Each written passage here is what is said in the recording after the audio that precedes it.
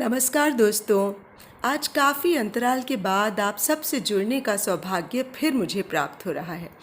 थोड़ी स्वास्थ्य संबंधी समस्याओं के कारण इतने दिन मैं कोई भी कहानी नहीं सुना पाई।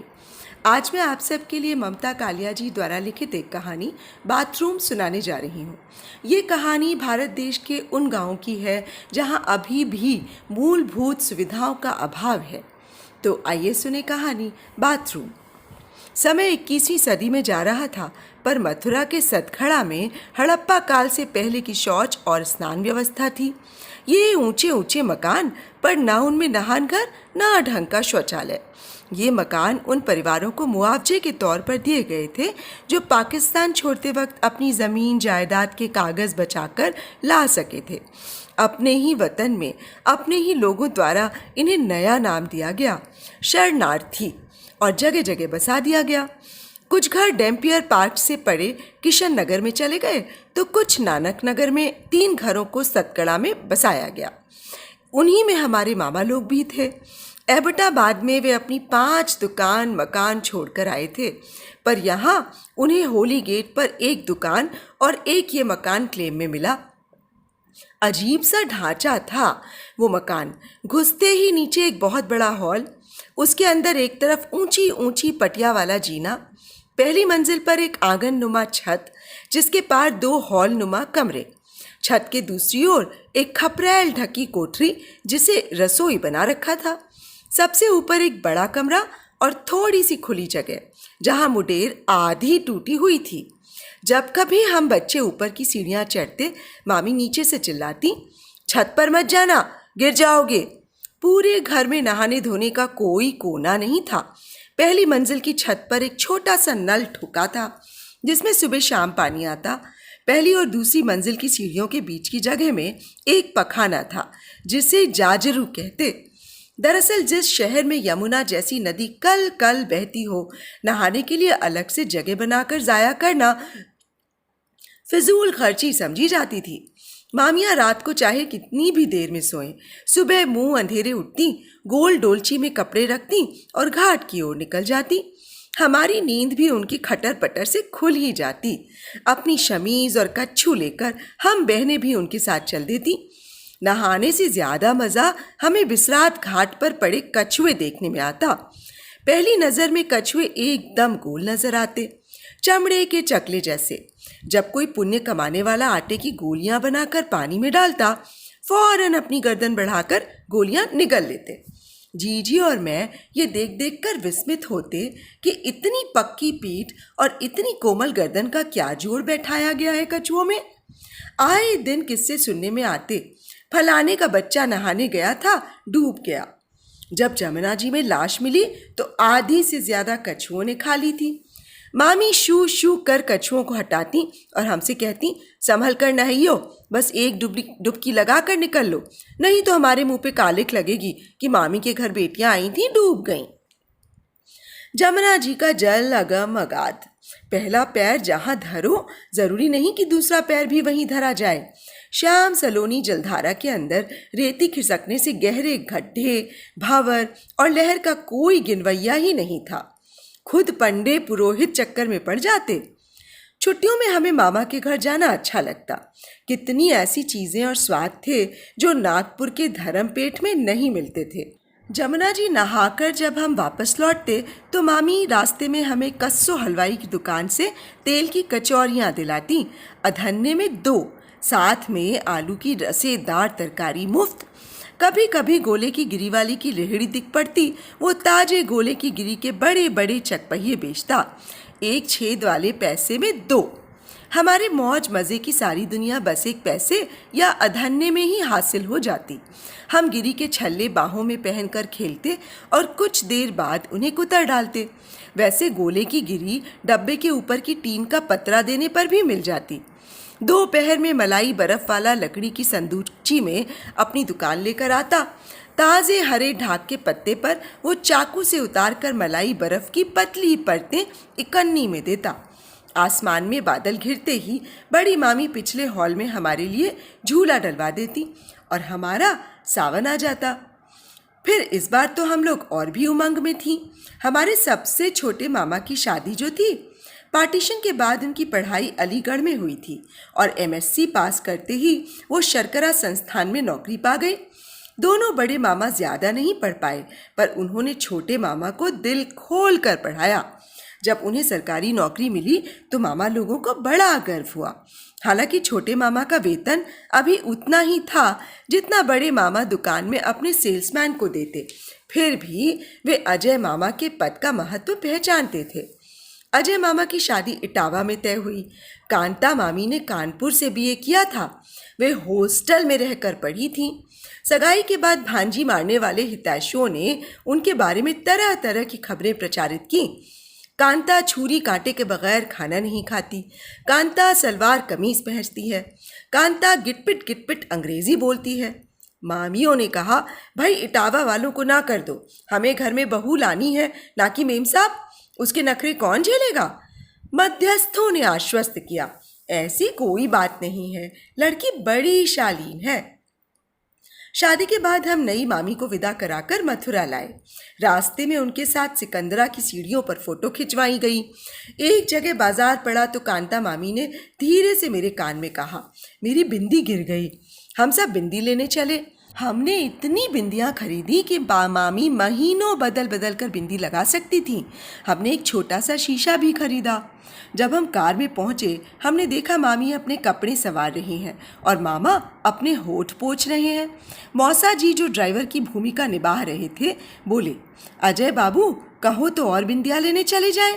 हंसी मजाक में पता ही नहीं चला कब मथुरा आ गया।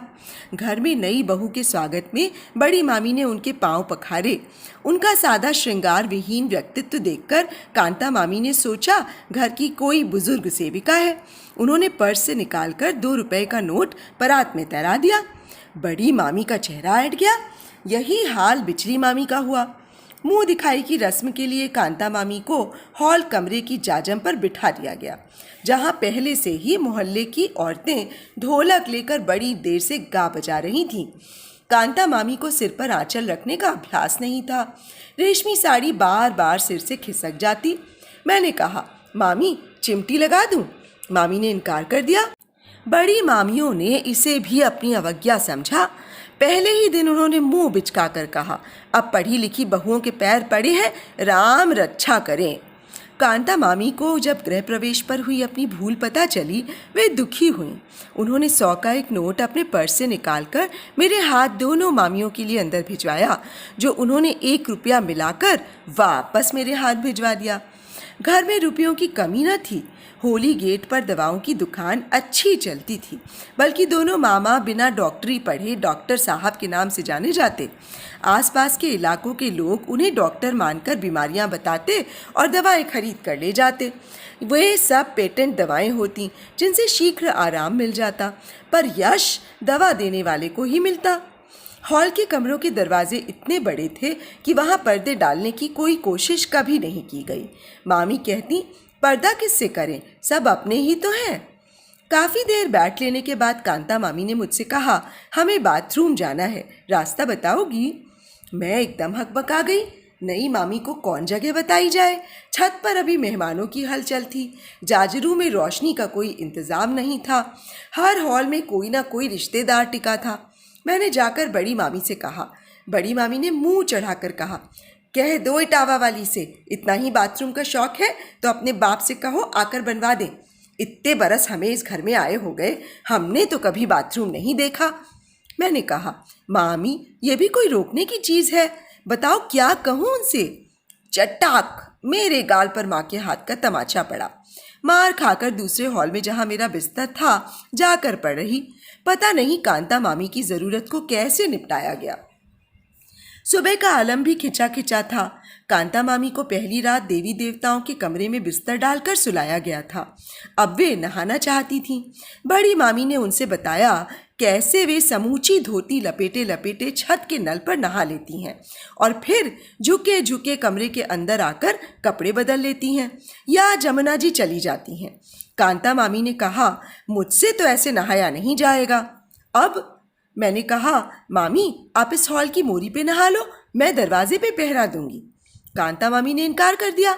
इतने खुले में नहाना उनके बस की बात नहीं, फिर कपड़े भी धोने हैं। आखिरकार 2 खाटों के बिस्तर हटाकर उन्हें सीधा खड़ा किया गया। उन पर पुरानी चादरें डाली। इस तरह हॉल की मोरी के इर्द गिर्द अस्थाई बाथरूम की रचना हुई और 2 बाल्टी पानी रखकर नई मामी नहा ली।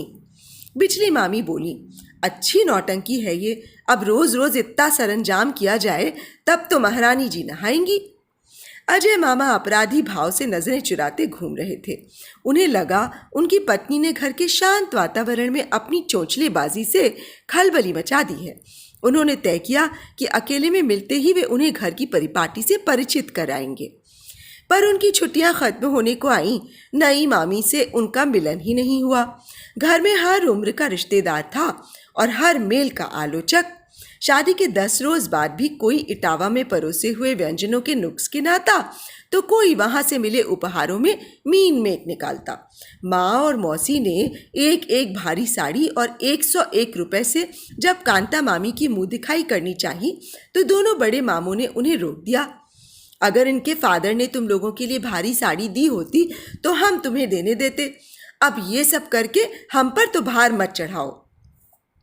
कांता मामी ने तड़प कर सिर उठाया, जलती आंखों से बोली, मेरे फादर का नाम मत लीजिए, नहीं तो ठीक नहीं होगा। क्या ठीक नहीं होगा? बिचले मामा ने चुनौती दी। मैं अभी वापस चली जाऊंगी और कभी नहीं आऊंगी। मामा मुंह बिगाड़ कर परे हट गए। नई बहू के कौन मुंह लगे।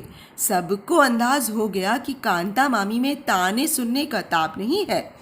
बड़ी मामी कहती, और लाओ पढ़ी लिखी बहू, ना नब के चले ना दब के रहे। मैं कांता मामी से प्रभावित हो रही थी। वे मुझसे किताबों की बातें करती, कहानी सुनाती और रोज सुबह कहती, जब सब लोग पढ़ लें तो अखबार मुझे ला देना। दोपहर को कांता मामी ने अपने ट्रंक में से 2 चादरें निकाली, उनमें नेफा सिया और मुझसे बोली, डोरी मिलेगी कहीं? डोरी तो नहीं मिले पर सुतली मिल गई। उसे दोहरा कर मामी ने पर्दे बनाए और उस कमरे में के दरवाजे पर लटका दिए जहां उनके लेटने बैठने का इंतजाम था। अब जिसको उनके कमरे में जाना होता वो खास कर अपना आगमन जताता। कांता मामी अक्सर पढ़ती मिलती। बिजली मामी ने कहा, ये इतना पढ़ती है, जरूर चश्मा भी लगाती होगी।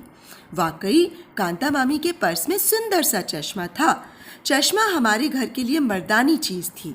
ये माना जाता था कि मर्दों को लगातार पढ़ना लिखना पड़ता है, इसलिए वे चश्मा लगाते हैं। बल्कि नानी तो कहा करती थी कि चश्मा फैशन की चीज़ है। ऐसा कैसे हो सकता है कि आँख पर कांच चढ़ाने से साफ दिखने लगे? नहाने को लेकर कांता मामी का जेहाद जारी था।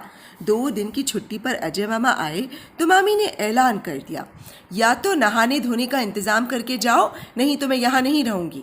उनकी जिद पर कमरे के कोने में टीन का तपरा लगवाकर नहाने लायक छोटी सी जगह बनाई गई।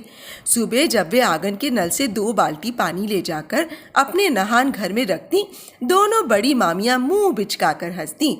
वे हम बच्चों को सुनाकर कहती, जिसे गंगा नहाने का शौक हो वो नहाए छुप छुप कर, हमने तो कभी अपना उघाड़ा देखा ही नहीं। अगर हम में से कोई नहाने में आनाकानी करता, बिजली मामी हमारा कान उमेट कर धमकाती, चल तुझे बाथरूम में बंद करूं, पड़ी रहना वहां दिन भर। अजय मामा ने अपनी पत्नी को लाख समझाया कि इस घर में कोई किसी से लुका छिपा कर कुछ नहीं करता, पर मामी की एक ही टेक, मैं खुले में बैठकर नहीं नहाऊंगी। आपकी इज्जत भी अजीब है, जो गलत बातों को मानने से बनती है और न मानने से बिगड़ती है। घर के कामों से उन्हें परहेज नहीं था। दिन का बड़ा भाग वे रसोई में मामियों के साथ ही बिताती। उनके हाथ में गजब का स्वाद था। नाश्ते में वो नून अजवाइन के मोटे खस्ता पराठे बनाती और झागदार मीठी लस्सी। बड़े इसरार से वो दोनों बड़ी मामियों को गरम नाश्ता परोसती। बड़ी मामी बिचली से कहती, वैसे तो भतेरी अकल है, बस बाथरूम में घुसकर नंगी नहाए, यही नुक्स है। बड़े मामाओं को दुकान से आने में रोज ही देर हो जाती। कुछ दिन तो कांता मामी बिचली मामी के साथ चौके में बैठी इंतजार करती रही, पर फिर एक दिन उन्होंने मुझसे कहलवा दिया, 9 बजे के बाद खाना चौके में अंगीठी के ऊपर रखा मिलेगा, अपने आप लेकर खा ले। अब इसकी तानाशाही चलेगी, इसके लिए हम दुकानदारी छोड़कर आएंगे क्या? मामाओं ने कहा। देर रात तक चौके में बने रहने के कारण दोनों मामियों को भी कष्ट होता था। सोने में बहुत देर हो जाती और सुबह नहाने धोने के चक्कर में जल्द उठना पड़ता। अब कांता मामी के विद्रोह से उनका थोड़ा हौसला बना, लेकिन वे परिवर्तन को अपनाने में ढुलमुल होती रहती। जब मामा कहते, इस नई बहू ने तो घर की औरतों को बिगाड़ दिया है, सब सामने बोलने लगी हैं, तो मामी कहती, जे तो है। दिवाली के बाद मौसम में खुनकी आ गई और देखते देखते सुबहें ठंडी होने लगी। ऐसे मौसम में मुंह अंधेरे छत के नल पर नहाना यंत्रणा से कम नहीं था। कई बार तो हम बहनें बस हाथ मुंह धोकर जल्दी से कपड़े बदल लेती और कहती, हम नहा लिए। एक दिन बिचली मामी जमुना जी नहा कर आई तो उन्हें तेज जुकाम हो गया। बहुत छींकें आईं और सिर दर्द होने लगा। मामा ने दवाई दी पर खास फायदा नहीं हुआ। शाम तक बुखार चढ़ाया, डॉक्टर बुलाया गया। उसने दवाई दी और हिदायत दी कि ठंड से बचकर रहें। बिचली मामी को बुखार में भी चैन नहीं। वे नेम धर्म से रोज स्नान के बाद ही ठाकुर जी की पूजा कर अन्न जल छूती थीं। सुबह होते ही उन्होंने जिद पकड़ ली, मेरी खटिया नल के पास ले चलो, मैं वहीं नहाऊंगी। सबने कहा, इतना बुखार हो रहा है, एक दिन नहीं नहाओगी तो कौन काम रुके रह जाएंगे। मामी भी अड़ गई कि ठीक है, फिर कोई मेरे मुंह में न दवा डाले न दाना, मेरा नेम न बिगाड़ना। सब परेशान, करें तो क्या करें। कांता मामी सोकर उठी। मैंने उन्हें बताया। वे फौरन बिचली मामी के कमरे में आईं और माथा छूकर बोलीं, भाभी आप नहा भी लें और बिस्तर गीला ना होए, तब तो दवा ले लोगी ना। अरे ऐसा कैसे हो सकता है। बिल्कुल हो सकता है, कांता मामी ने कहा। वे एक बड़ी पतीली में गर्म पानी ले आईं। उन्होंने अपने ट्रंक से छोटे छोटे 2 तौलिए निकाले। एक को गीला कर वे मामी का बदन पोंछती, दूसरे से सुखा देती। इस तरह उन्होंने मामी की पूरी देह स्वच्छ कर दी। उनके लेटे लेटे ही बाल संवार दिए। फिर ठाकुर जी की डोलची उनके बिस्तर के आगे रख दी। लीजिए, पूजा कर लीजिए भाभी। बिचली मामी के लिए ये बड़ा क्रांतिकारी अनुभव था। अब तक के जीवन में उन्होंने सबकी सेवा की थी, किसी ने कभी उनकी सेवा करने के बारे में सोचा ही नहीं। स्पंज के बाद उन्हें लगा दुनिया बहुत आगे जा रही है। उन्होंने खुशी खुशी पूजा की, फिर पथ्य लिया और दवा। बड़ी मामी की जान में जान आई। वे इतनी देर से तनावग्रस्त थीं कि बिचली अपनी जिद में कहीं प्राण न दे दे। जिस दिन जो ठहरी, 4 दिन बिस्तर से लगी रहकर बिचली मामी स्वस्थ हो गईं। जिस दिन बुखार टूटा, उन्होंने कहा, आज तो मैं नल के नीचे नहाऊंगी। कांता मामी ने कहा, मैंने पानी गर्म कर दिया है, अभी आपको कमजोरी है, मेरी बात मानिए, आप मेरे कमरे में बाथरूम में नहा लीजिए। ना बाबा, मेरा दम घुट जाएगा, मैं बाथरूम नहीं जाऊंगी।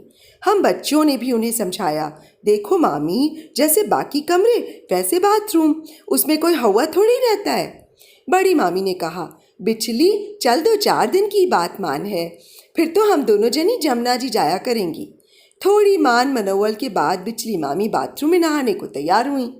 बंद बाथरूम में एक एक कर कपड़े उतारना, पट्टे पर निर्वस्त्र हो बैठना, मंजन साबुन झावा यथास्थान पाना और बिना गली पर नजर गड़ाए पूरा ध्यान अपनी देह और स्वच्छता पर केंद्रित करना बड़ा रोमांचकारी था। एक बार वे आदतन झुककर बदन पर पानी उड़ेलती, दूसरे ही क्षण उन्हें ध्यान आता कि वे बाहर खुले में नहीं, बंद कमरे में नहा रही हैं। उन्होंने झिझकते हुए अपनी निर्वस्त्र देह देखी तो उन्हें लगा वे किसी और को देख रही हैं। मैंने बाहर से आवाज़ लगाई, क्यों मामी, अंदर क्या सो गईं? अभी आई, मामी ने कहा और जल्दी से कपड़े लपेट कमरे में आई। बड़ी मामी, कांता मामी और बच्चों के सामने उन्होंने कहा, जब से मैं पैदा भई बस आज कायदे से नहाई हूँ। अरे कपड़े पहने पहने नहाने का क्या मतलब है? कुछ नहीं, मैं कहूँ पूजा घर और चौके से भी ज़रूरी है नहान कर, कम से कम आदमी एड़ी से चोटी तक स्वच्छ तो हो जाए। इस बार अजय मामा कानपुर से घर आए तो उन्हें आंगन में ईंटों का ढेर दिखाई दिया। ये क्या? उन्होंने अचकचाकर पूछा। बड़ी मामी हंसी, भाई क्या कहवे उसे, बाथरूम बनने जा रहा है, अब सब घुस घुस कर नहाएंगे, समझे? अजय मामा ने अपनी पत्नी को संबोधित किया, रोज नया बखेड़ा करती हो तुम। बड़ी मामी बोली, अरे इसने कुछ नहीं किया, इस बाथरूम के लिए सबकी सहमति है। तो अभी आप सुन रहे थे ममता कालिया द्वारा लिखित एक कहानी बाथरूम। तो देखा दोस्तों, किस तरह हम महिलाएं थोड़े से साहस के साथ अपनी कई समस्याओं का हल ढूंढ सकती हैं। तो अब आज के लिए बस इतना ही। आप सब ने इतना समय दिया इस कहानी को सुनने के लिए, उसके लिए तहे दिल से धन्यवाद।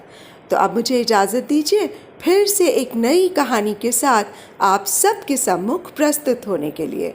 नमस्कार।